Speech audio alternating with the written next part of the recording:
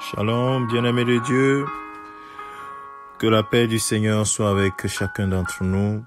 Ce matin, nous avons été réveillés par l'Esprit du Seigneur. Nous avons le souffle de vie. Gloire à notre Seigneur. Gloire à notre Dieu. Ce matin, en ce début de semaine de travail, nous voulons encore nous recommander à la grâce de Dieu, nous recommander à l'Esprit de Dieu, nous tenir fermes dans la foi. Mon frère, ma sœur, ce matin, j'aimerais t'exhorter sur la prière persévérante. Sois ferme, tiens ferme dans la prière, dans la foi, la prière de foi.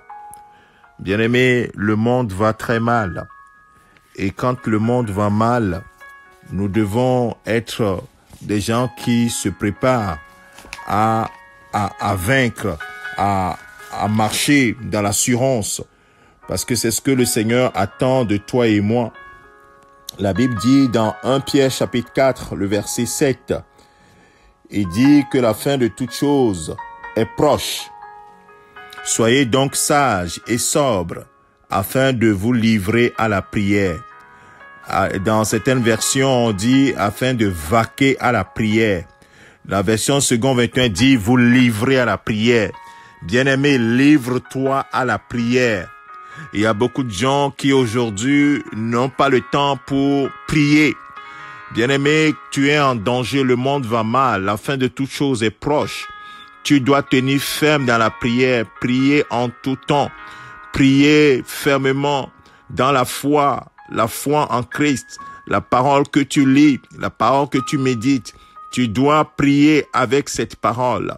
Tu dois prier pour ta vie, prier pour ta résistance aux choses de ce monde, prier pour tenir ferme comme toutes les ruses de l'ennemi. Toutes ces choses, c'est dans la prière que tu tiens ta force, tu obtiens ta force.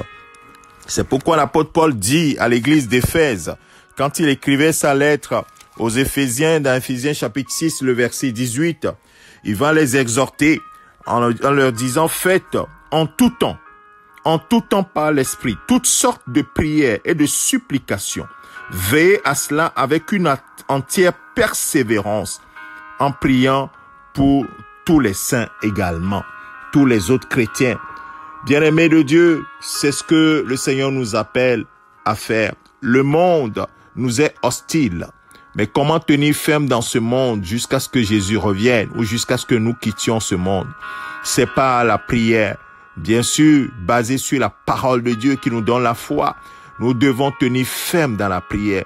Faites en tout temps par l'Esprit toutes sortes de prières. Et ce matin, en ce début de semaine de travail, je déclare que la puissante main du Seigneur est posée sur toi pour que tu sois une femme, un homme de prière au nom de Jésus.